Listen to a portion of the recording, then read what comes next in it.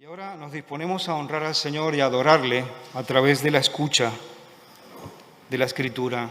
Hemos iniciado una nueva serie de predicaciones porque entendemos que es el alimento principal que Dios nos da como pueblo y estamos adentrándonos ya al segundo capítulo de la Carta a los Romanos, uno de los documentos más extraordinarios que existen, no solamente en la Biblia, sino también en la literatura en general.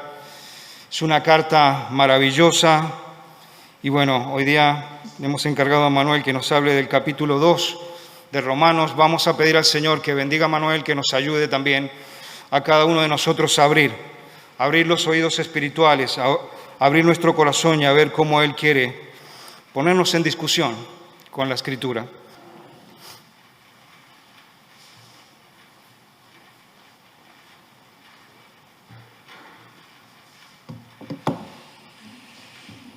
Pues una bendición la invitación y poder compartir acerca de esta preciosa epístola y este precioso capítulo.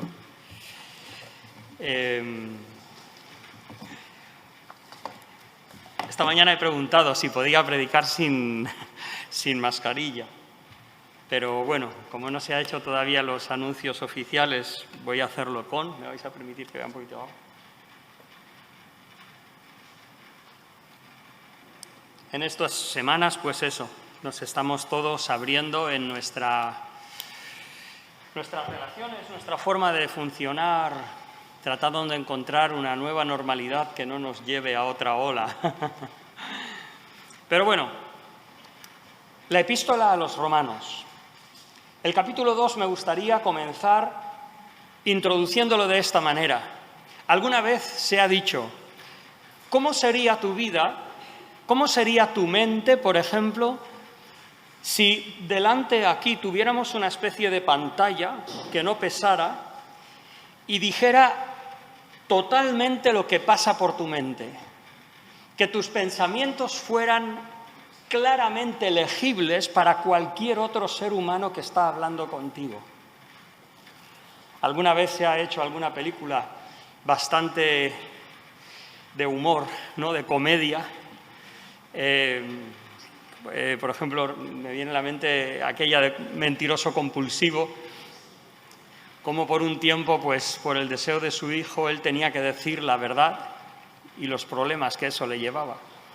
Imagínate que pudiéramos leer, que pudierais leer mi mente, que yo pudiera leer la vuestra. Imagínate que además de eso, en esa pantalla hubiera una lista de cuestiones no resueltas. Y aquí incluyo a creyentes y a no creyentes. Personas que no habéis creído, a lo mejor que nunca os habéis arrepentido, que nunca habéis venido al Señor, pues ahí la lista es larga. Pero nosotros como creyentes, aunque hemos venido al Señor Jesús, aunque los pecados que hemos confesado están en lo profundo de la mar y el Señor ya no se acuerda más, pero aquellas cosas que todavía no hemos arreglado, que no hemos dado nuestro brazo a torcer al Señor, todavía quedarían escritas en esa pantalla. ¿Cómo sería nuestra vida? Sería diferente. A veces nos haría andar más humillados, sabiendo que tenemos nuestras necesidades. Otras veces nos infundiría temor. Permitidme, entonces no sería temor de Dios, sería temor a lo que la gente ve de nosotros. Pero ¿qué tal si os digo, según este pasaje, esta mañana, y otros textos de la Escritura, qué tal si consideramos que un día todos vamos a ser juzgados delante de Dios? ¿Qué tal cuando consideramos que un día esa pantalla va a salir a la luz? O sea, aunque seamos creyentes o no, cristianos o no, Cristo ha muerto por nosotros, ha perdonado nuestros pecados, sí, pero también hay que confesarlos. ¿Cómo era el bautismo de Juan? La gente venía a él y dice la Escritura que confesando sus pecados. Y cuando venían los fariseos, los escribas, simplemente por ritualismo, por no quedar mal delante de la gente, ¿qué les dijo Juan el Bautista? ¿Quién os ha enseñado a huir de la ira que ha de venir? Haced, pues, frutos dignos de arrepentimiento. Y no digáis en vuestros corazones, no, Abraham tenemos por padre.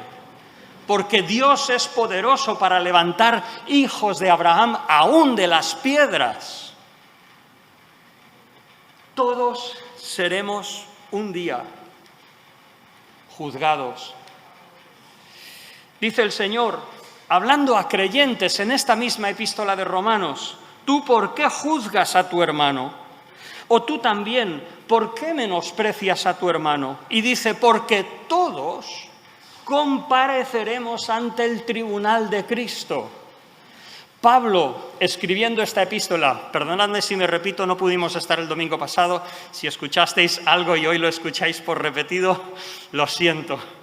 Pablo está escribiendo desde Corinto, que en el foro mismo, al lado del gran templo de Apolos, había toda una plaza, toda una concurrencia de la ciudad, y ahí estaba elevado sobre el resto el trono de Galio, procónsul de Roma. Y tomando esa imagen, Pablo dice, todos un día vamos a comparecer ante, no Galio, sino ante el Señor Jesucristo. Y dice Pablo, escrito está, vivo yo, dice el Señor, que ante mí se doblará toda rodilla. Eso nos incluye también a nosotros, creyentes y no creyentes. Amamos reconocer que el Señor es Dios. Y toda lengua confesará a Dios, de manera que cada uno de nosotros dará a Dios cuenta de sí. Dice 1 Corintios 3:13 que la obra de cada uno un día se hará manifiesta, o sea, saldrá a la luz. El día la declarará. Dice, la revelará por el fuego. Esa capacidad tremenda que tiene el fuego de discernir entre lo que es perecedero y lo que es metálico, imperecedero. Aquel día, dice, Dios aclarará lo oculto de las tinieblas y manifestará las intenciones del corazón, y cada uno recibirá la alabanza de Dios. Estamos viviendo, como veremos después, en un tiempo donde, por decirlo de una manera, la verdad está velada de nuestros ojos. Solo vemos nuestras apariencias, pero un día ese velo se quitará, como mínimo entre Dios y nosotros. Y esta idea de manifestar, de hacerse manifiesto, quiere decir que será patente. Dice Santiago, así hablad y así haced, como los que habéis de ser juzgados por la ley de la libertad. ¿Sabes cuál es esa ley de la libertad? Esa ley de la libertad es que Dios no te espera, como creyente del Nuevo Testamento, no te espera al final de tu vida con una lista diciendo a ver si has hecho todo lo que yo te he pedido. De ninguna manera. Somos libres en Cristo. Dice Gálatas, estad pues firmes en la libertad con que Cristo nos hizo libres. Somos libres, puedes hacer lo que desees. Ahora, un día el Señor te dirá cómo has usado esa libertad, cómo has expresado tu naturaleza de hijos de Dios. Todos seremos evaluados delante de Dios. Al final del mensaje leeré una cita que me ha sorprendido de una serie televisiva que yo no he visto, pero oí el otro día un programa de radio acerca de la verdad. Un día la verdad será manifiesta. Es como que no tendremos que decir nada. ¿Te acuerdas cuando el mismo Pedro, después de que el Señor le preguntara 3 veces, Pedro, ¿me amas? Las 2 primeras, Pedro, ¿me amas más que estos? Y la tercera, Pedro, ¿me amas aún con un amor humano?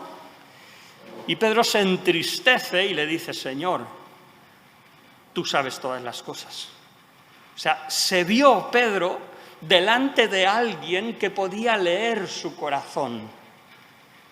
Pero le dijo, Pedro, tú sabes que te amo. Con un amor que no es un amor ágape, un amor devocional, profundo, desinteresado, un amor de Dios. No, es un amor humano, pero tú lo sabes. Hasta donde yo puedo llegar, tú me conoces. Una expresión que Romanos capítulo 2 repite varias veces es ese juicio de Dios.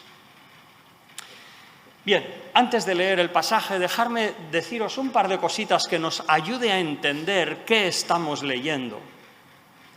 La epístola a los romanos fue escrita desde Corinto. Pablo, ya al final de su viaje misionero, está en estrecho porque está en Corinto y quiere ir a Roma. Él tiene su corazón de ir a Roma. Además, conoce un número de creyentes. Conoce por vía de algunos creyentes algunas personas que hay allí que de verdad son creyentes genuinos. Pero resulta que los creyentes en Roma todavía no han sido, digamos, arraigados en el Evangelio. Creen en el Señor Jesucristo como su Salvador, pero realmente no ha habido ningún apóstol, ninguna persona con una autoridad dentro de la Iglesia más o menos reconocida entre los creyentes que les haya enseñado los fundamentos del Evangelio.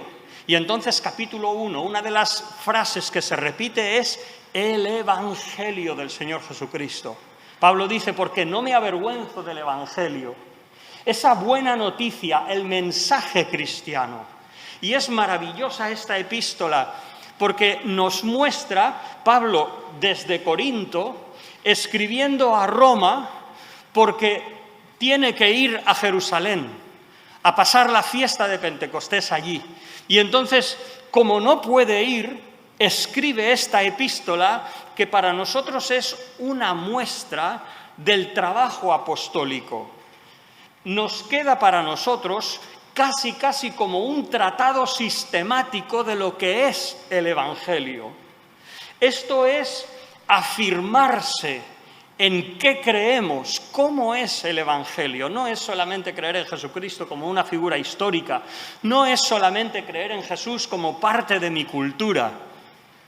Tampoco el Evangelio es solamente cree en el Señor Jesucristo y serás salvo, sino que el Evangelio, como presenta la epístola a los romanos, es ¿por qué el hombre necesita ser salvo? Capítulos del 1 al 3. Después, ¿cómo es que Dios ofrece la salvación? ¿En qué condiciones? Capítulos 3, 4 y 5. Después, el Evangelio también es, después de creer en el Señor Jesucristo, después de, vamos a decir, ya somos salvos, Romanos 5:1, justificados pues por la fe en el Señor Jesucristo, tenemos paz para con Dios. O sea, vale, ya somos salvos. ¿Se ha acabado? No, estamos todavía en el capítulo 5. Queda la santificación del creyente, capítulos 6, 7 y 8. Queda el capítulo 8 de cómo andar en el Espíritu. Eso es parte del Evangelio también. Capítulos 9, 10 y 11, cuando trata acerca de cómo Dios mira a Israel. Nuestro vínculo con el Antiguo Testamento también es importante y parte del Evangelio. De hecho, es que de nuestra Escritura, un 75% casi es el Antiguo Testamento. Necesitamos saber cómo fue en la historia. Y por último, capítulos 12, 13 y 14, cuestiones prácticas, 15 y 16, el capítulo 16, los saludos de Pablo. Pero como decimos, es un tratado, casi un tratado teológico sobre qué es el Evangelio. Pues bien, esta mañana leemos el capítulo 2. Como hemos dicho, capítulo 1, 2 y 3 responde a la pregunta, ¿tiene el hombre alguna necesidad? ¿Cuál es la necesidad del hombre? Y Pablo construye argumentos desde el capítulo 1, versículo 18 en adelante, particularmente el 19, el versículo 19 me refiero, construye el argumento de que realmente hay una verdad común entre todos los hombres, y es que todos estamos afectados por la injusticia, lo que la palabra del Señor llama pecado. Todos no damos la talla en cuanto a justicia. Todos caemos por debajo del propósito de Dios cuando creó la humanidad. Todos, aún en nuestros mejores intentos, erramos, nos equivocamos. Y como raza humana tenemos una inclinación hacia el egoísmo, hacia la injusticia, hacia satisfacer nuestros propios deseos en vez de hacer lo que es justo. Y por supuesto, en medio de todo eso, ignorar a Dios. Dios, sí, en lo privado, algún rincón por ahí. Capítulo 1, 2 y 3, en primer lugar, desde el capítulo 1, versículo 19 hasta el 32, lo que presenta es la degradación del paganismo. Las personas que no han oído nunca del Dios que muestra la Escritura. Y Dios muestra en esos versículos cómo existe un conocimiento básico, elemental, en cualquier ser humano, que por lo que ve, dice, ¡buah! Esta naturaleza es imposible que venga por la casualidad. Dice, si habrá vidas en otros planetas, Dios rezuma vida. No me extraña que haya vida por donde quiera. Y mucho más hablando de plantas o de agua o de yo qué sé. Eso no es problema. Pero tú mírate al espejo y dime si eres producto de la casualidad. Y en el primer capítulo el apóstol Pablo lo que hace es comenzar por cómo el hombre responde a ese conocimiento absolutamente elemental que tiene de Dios, que es, hay un ser supremo, eterno y poderoso. Versículos 19, 20. Y de ahí, en vez de reconocer esa majestad, en vez de reconocer a ese Dios al que necesitamos conocer, el hombre se envanece en sus razonamientos y dice, no, mira, yo soy el sabio, yo voy a decidir ahora qué significa mi existencia, a dónde voy, de dónde vengo, yo estoy en el trono. Y curiosamente el fruto de eso es que cambia la verdad del Dios invisible por cuadrúpedos, reptiles y todo lo demás. Y aún esa forma de pensar lo que le lleva es a una degradación de su conducta y a un enredo de problemas, de ofensas, de egoísmo, de pecado, que lo hunden en la realidad que tenemos hoy en la sociedad. Eso es lo que Dios dice acerca de la sociedad popular, la que no conoce a Dios. Ahora, llegamos al segundo capítulo. Y en el segundo capítulo, Pablo va a hablar de otro colectivo. Para mí es sorprendente, porque un apóstol que fue judío de la tribu de Benjamín, fariseo de fariseos, en cuanto a la ley irreprensible, celoso más que muchos en su nación, una persona que en su judaísmo perseguía físicamente, los arrastraba a las cárceles, los maltrataba. Ahora, cuando conoce el Evangelio, mira a ese judaísmo y dice, no, el judaísmo está tan perdido como los paganos. Tremendo. Una persona que es capaz de mirar a su propia cultura con objetividad para decir, mi cultura necesita igual de la salvación como los paganos. Eso para un judío, si no es obra de Dios, decirme qué es. Hay dos palabras o dos expresiones que van a gobernar este capítulo y vamos a leerlo. La primera es otro. Y dices, vaya significado. Pero es que esta palabra otro es heteros. Vosotros conocéis esa palabra, ¿verdad? Heterosexual. Sabéis más griego del que pensáis. Entonces, Pablo está hablando de otro. Pero esa palabra es heteros, no es alos. Cuando el Señor dijo, os enviaré otro consolador en mi nombre, Él os guiará a toda verdad. Este otro es alos, otro, pero de la misma clase, otro como yo. Pero aquí Pablo va a hablar de el otro. Y este otro es el judío, que tiene detrás de sí la cultura fruto de la revelación genuina de Dios en el Antiguo Testamento. Ese judío que a él venían de otras naciones, de otras culturas que creían en idolatrías sin sentido, venían por respeto a ese Dios honorable. Y ese judío pues se subía como la espuma. Pues Pablo le dice, y empezamos a leer, la otra expresión es el juicio de Dios. Otro, la diferencia, el religioso, el otro, y el juicio de Dios. Vamos a leer este capítulo.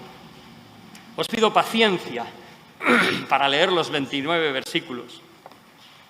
Dice así, por tanto, tú que juzgas, y este es el judío, tú que juzgas no tienes excusa, sin importar quién seas, porque al juzgar a otro, de otro tipo, al gentil, al pagano, al que no es de la descendencia de Israel, te condenas a ti mismo. Pues al juzgar a otro, te condenas a ti mismo porque tú juzgas a los demás, haces lo mismo. Sabemos que el juicio de Dios contra los que practican tales cosas, por mucho que digan los que practican esas cosas, es según verdad. Y piensas esto tú que juzgas a los que tal hacen, y tú haces lo mismo, que escaparás el juicio de Dios. ¿O menosprecias las riquezas de su benignidad, paciencia y longanimidad, ignorando que su benignidad te guía al arrepentimiento? Pero por tu dureza y por tu corazón no arrepentido atesoras para ti mismo ira para el día de la ira y de la revelación del justo juicio de Dios, el cual pagará a cada uno según sus obras. Vida eterna, este es lo que Dios retribuirá. Vida eterna a los que perseverando en bien hacer buscan gloria, honra e inmortalidad, pero ira y enojo a los que son contenciosos y no obedecen a la verdad, sino que obedecen a la injusticia. Tribulación y angustia sobre todo ser humano que hace lo malo. Y fíjate, el judío primeramente, porque conoce más, y también al griego o al pagano. Pero gloria y honra y paz a todo el que hace lo bueno, al judío primeramente y también al griego, porque no hay acepción de personas, no hay respeto al rostro de la persona que está delante. Según tus obras, así Dios te juzgará. Hablaremos de esto. Porque todos los que sin ley han pecado, sin ley también perecerán. Y todos los que bajo la ley han pecado, por la ley serán juzgados. O sea, si alguien no ha conocido la ley de Dios, lo que Dios ha revelado como su justicia, que no se preocupe. Dios juzgará de acuerdo a lo que conoce. Y por eso, como dirá en el capítulo 2 más adelante, Dios ha puesto la conciencia en el corazón de las personas. Lo que pasa es que la inclinación que todo ser humano tiene hacia el mal, el pecado, el egoísmo, la injusticia e ignorar a Dios, pues si no conocen la ley o la conocen, nos lleva al mal igualmente. Dice, porque todos los que sin ley han pecado, sin ley también perecerán. Y todos los que bajo la ley han pecado, por la ley serán juzgados. porque no son los oidores de la ley los justos delante de Dios, sino los hacedores de la ley serán justificados. Porque cuando los gentiles o los paganos, aquellas personas, tribus del África, escandinavos, esquimales o quien sea, cuando ellos que no tienen la ley de Dios hacen por naturaleza lo que es de la ley, estos, aunque no tengan ley, son ley para sí mismos. Pablo está diciendo, los esquimales, cuando hacen lo que por conciencia creen que deben hacer, son mejores que vosotros, judíos, que conocéis toda la ley de Dios, pero no la hacéis. ¡Buah! Me parece una expresión de un hombre que fue fariseo tremendo. Bueno, mostrando, versículo 15, la obra de la ley escrita en sus corazones, dando testimonio su conciencia y acusándoles o defendiéndoles sus razonamientos en el día en que Dios juzgará por Jesucristo los secretos de los hombres conforme a mi evangelio. Bueno, no voy a leer los 29 versículos porque el tiempo se nos acaba, pero me gustaría destacar 3 cosas de este capítulo. En primer lugar, ¿cómo es esta persona que culturalmente parece que conoce de las cosas de Dios y que se siente confiado? ¿Cómo es esta persona? Este otro.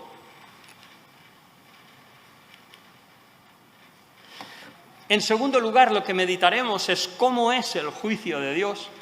Y en tercer lugar, la experiencia concreta del pueblo de Israel.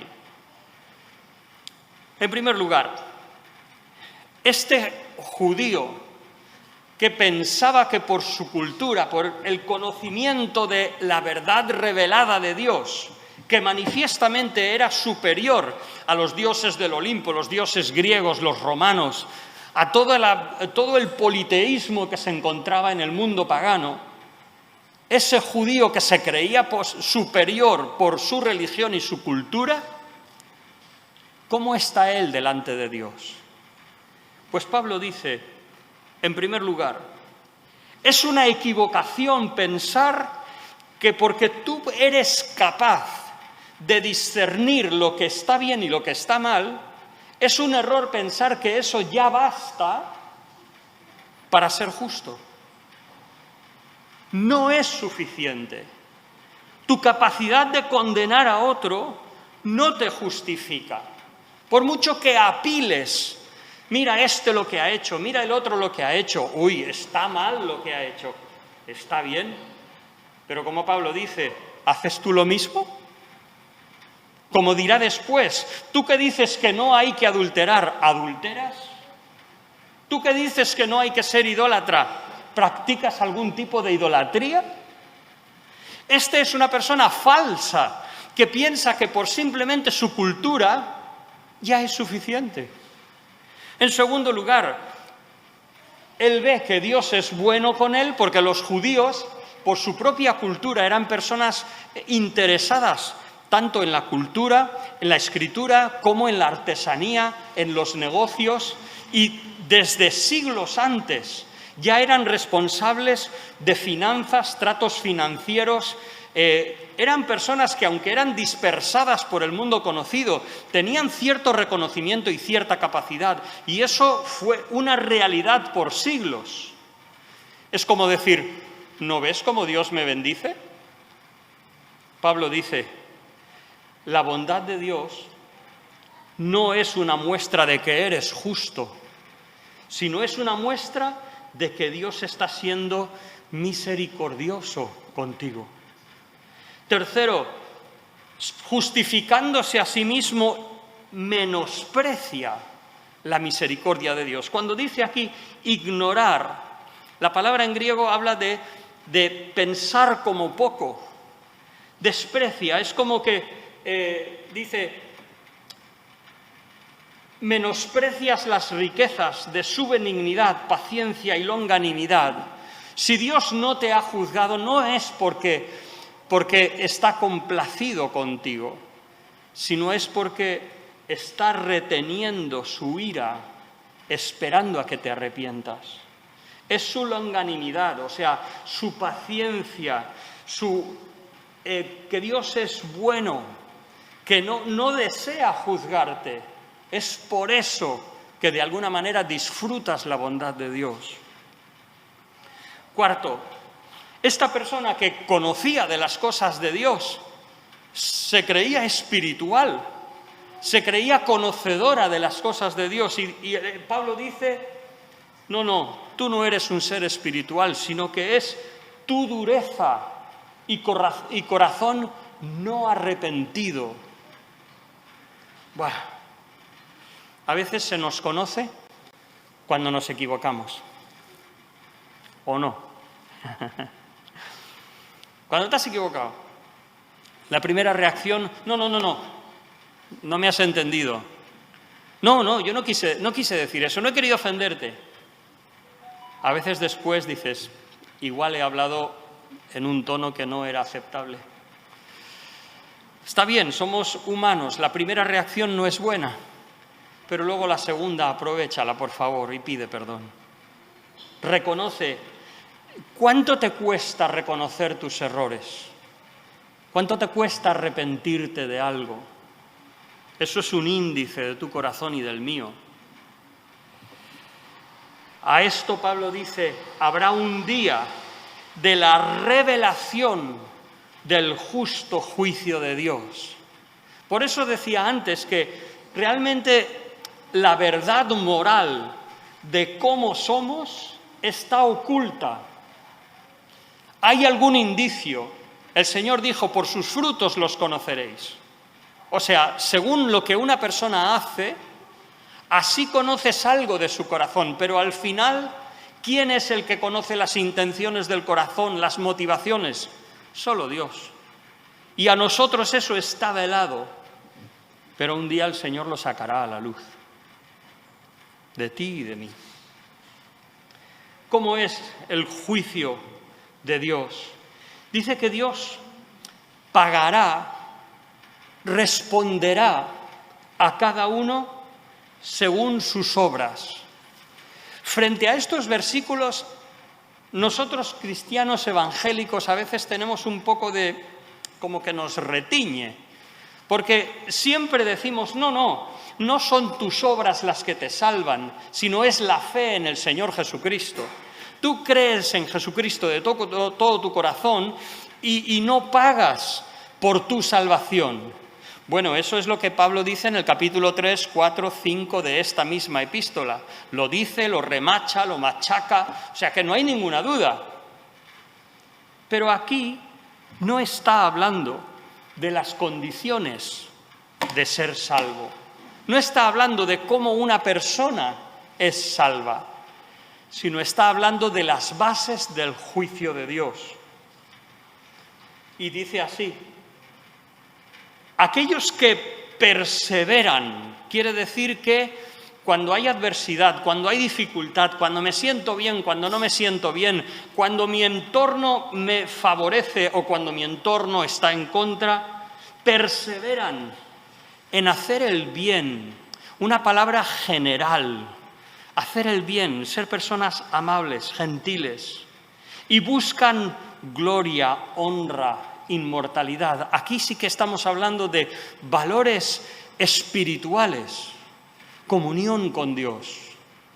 Estas personas que perseveran en esas virtudes nobles en el Señor, dice que Dios retribuirá a ellos vida eterna. Dejadme seguir y luego aclararé.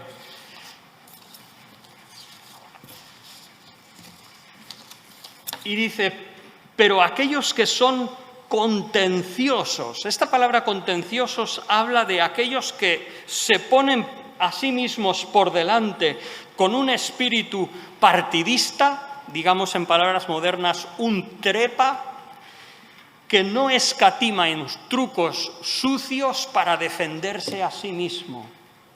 Aquellos que son contenciosos, que no obedecen a la verdad. Esta palabra no obedecen es apeizos, que significa que no se dejan persuadir, son obstinados en que ellos están en lo correcto y no se dejan persuadir por la verdad, sino que obedecen a la injusticia. No me importa si es injusto, no me importa lo que diga Dios, yo hago lo que creo porque ya está.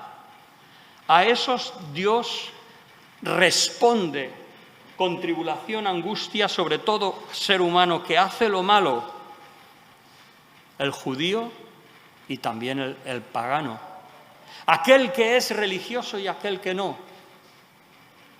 Pero gloria, honra y paz a todo el que hace lo bueno, al judío primeramente y también al griego, porque no hay acepción de personas para con Dios o delante de Dios. ¿Qué está diciendo Pablo aquí? En primer lugar, el Evangelio no es solamente una doctrina para aprender y ya está. No es como alguien que te dice la contraseña para poder pasar en un recinto secreto. El Evangelio tampoco es solamente un mensaje de perdón que te dice, mira, vale, todo lo que has hecho, ya está, no pasa nada, borrón y cuenta nueva. Eso no es el Evangelio, solamente eso. El Evangelio también es una realidad o un mensaje transformadora. El Evangelio no solamente nos perdona nuestro pecado, sino que nos limpia interiormente de nuestra maldad. El Evangelio restaura nuestro interior para que en lugar de, como antes, egoístamente afirmarnos a nosotros mismos, buscamos a Dios y decimos, Señor, ¿cómo quieres que te siga? ¿Cómo quieres que te agrade? ¿Cómo quieres que viva? La gracia de Dios, el Evangelio del Señor Jesucristo, transforma al creyente. Primera de Corintios capítulo 5, el apóstol Pablo dice, no erréis, porque ni los fornicarios, ni los avaros, ni los maledicentes, ni los ladrones heredarán el reino de Dios. Y dice, esto erais algunos, pero ya habéis sido santificados, habéis sido justificados. La obra de Dios ha transformado sus vidas, de forma que sus frutos ya no son la injusticia. Fijaos lo que dice, por ejemplo, Hebreos 12:14. Seguid la paz con todos y la santidad, la pureza, la limpieza de conducta. Y dice, sin la cual nadie verá al Señor. Y dices, pero, perdona, ¿no era creyendo solamente en el Señor? Sí, pero no con una fe muerta, sino con una fe viva, una fe sincera, genuina, fruto de la palabra de Dios, de la obra del Espíritu Santo, que se traduce y se manifiesta por una conducta que busca perseverar en hacer lo bueno. Entonces conoces el Evangelio, si no, solamente de oídas. Es así, lo dice el Señor, yo no. La palabra constante de este pasaje es aquel que hace. Dice, por ejemplo, Primera de Juan 3:7-9, hijitos, nadie os engañe. Juan, por cierto, otro de los autores en la Escritura conocido por registrar palabras tan claras como de Jesús, que dijo, el que cree en mí tiene vida eterna. O sea, no hay duda, tú no compras, ni yo, no compramos nuestra salvación. ¿Pero quiere decir eso que podemos vivir como queramos? Ese no es el Evangelio. Juan, ese autor, dice, nadie os engañe, el que hace justicia es justo, como Dios es justo. El que practica el pecado es del diablo, porque el diablo peca desde el principio. Todo aquel que es nacido de Dios no practica el pecado, no hace el pecado, porque la simiente de Dios permanece en él y no puede pecar. Hay algo dentro de ti que no te permite vivir en rebeldía, en egoísmo, en maldad, en cosas que Dios identifica como injustas. Porque es nacido de Dios. No voy a tomar mucho más tiempo para este mensaje. La experiencia del pueblo de Israel, ¿cuál era? Ellos eran oidores solamente y pensaban que por oír ya estaba bien, ya estaba bien. Voy, oigo y oye, qué bonito, ¿no? Y porque he sentido algo, bueno, ¿y qué haces? Nuestras obras dan testimonio que realmente somos personas que nos hemos acercado a Dios, que hemos pedido perdón delante de Dios, que nos hemos convertido de nuestros pecados, de los ídolos a Dios, como dice la Escritura. ¿Nuestra conducta lo dice? Pablo les dice que aún los gentiles pueden guardar la ley cuando obran de acuerdo a sus conciencias. ¿Sabes lo que me pasó el otro día? Era el primer día de mis vacaciones y no sé qué hice, que hice un mal gesto y llevábamos una caravana y le dije al hombre, digo, ayúdame un poco, que me duele un poquito. 5 horas después, cuando llegamos a destino, no podía salir del coche. Y llegamos a un camping y aparco el coche y ya me dolía, pero digo, y echo marcha atrás un poco más y le pego a un árbol porque estaba ya desesperado. Y ya salió uno para ver. Cuando abrí la puerta del coche, creo que me dio tiempo a poner un pie en el suelo y cuando alrededor vieron que tenía problemas, 3 o 4 hombres se levantaron de sus mesas, eran las 4:30, 5 de la tarde, no, creo que las 4, 4:30, se levantaron y, ¿qué te pasa? ¿Qué te pasa? ¿Dónde quieres la caravana? Y unos 800 kilos a mano, removidos para llevar la caravana a su sitio. Oye, al día siguiente, oye, ¿cómo estás de tu lumbago? Porque no me pude levantar, tenía un dolor de lumbago horrendo. Me decían que era Spiderman porque me agarraba todo para poder levantarme. Pero salieron, de verdad, yo pensaba, espero yo tener ese corazón de buenas obras, de esa conducta que se muestre una diferencia y no un egoísmo. ¿Qué tipo de fruto, de obras demuestra su vida, tu vida y la mía?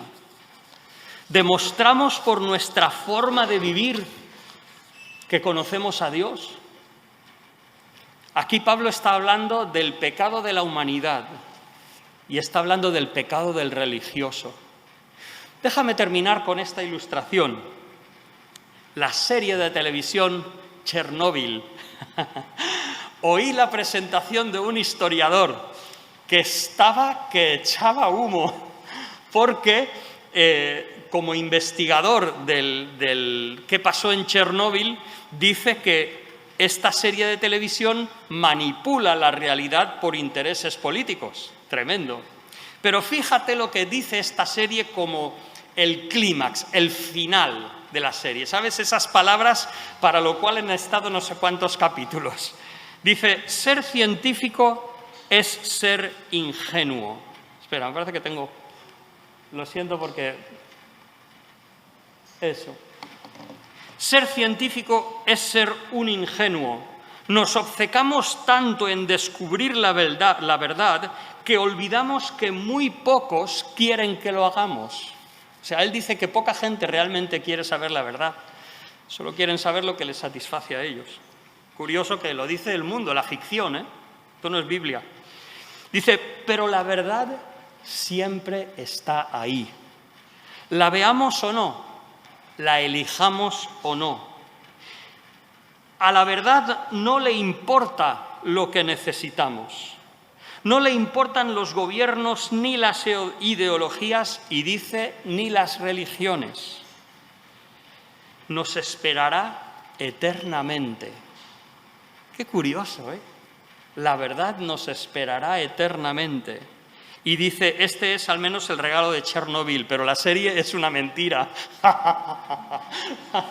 Ese es el mundo, por cierto, y ese es Satanás. Te promete una verdad, una maravilla, cuando por dentro está podrido. Pero bueno, dice, antes temía el precio de la verdad. Ahora solo me pregunto cuál es el precio de la mentira. Hoy, si estás sentado aquí, evidentemente es porque tienes un interés en las cosas de Dios. Pero déjame preguntarte, ¿es para ti Dios solamente una cultura? ¿O realmente perseveras en buscar lo bueno, lo que es de gloria, honor, inmortalidad? Cuando oras, vibra tu corazón, mora en ti ese Espíritu de Dios que te lleva a buscarle, disfrutas leyendo las Escrituras, pues gracias a Dios por ti. Si no es así, preguntémonos si realmente hemos conocido al Señor. Nos dice Pablo en otros lugares de la Escritura que a veces el Espíritu de Dios se apaga, que a veces se entristece dentro de nosotros, y puede suceder, pero es peligroso convertirse en religioso y no ser sincero. Por último, la Escritura dice, porque nada podemos contra la verdad, sino por la verdad. No podemos contra Dios ni contra la verdad. Si vivimos una mentira, pagaremos un alto precio. Así que mi ánimo en esta mañana, en primer lugar, es que sepamos cómo Dios ve a las personas religiosas, que muchos se dan el golpe de pecho, pero luego viven igual o peor que otros. Ahora estamos todos con que no se muestra lo que ha de ser, pero llegará un día que Dios pagará a cada uno de acuerdo a sus obras. Pero luego que nos hable también a nosotros, que el Señor nos ayude a vivir lo que decimos que creemos, que vivamos como si nuestras obras fueran a conocerse por todos, en cualquier momento. Como dijo Pablo en cierta ocasión, somos cartas escritas y leídas por todos los hombres. Todos pueden ver, decía a los corintios, que os amamos en el Señor. Que también los que están a nuestro alrededor puedan ver al Señor Jesús reflejado en nuestras vidas. Que el Señor nos bendiga.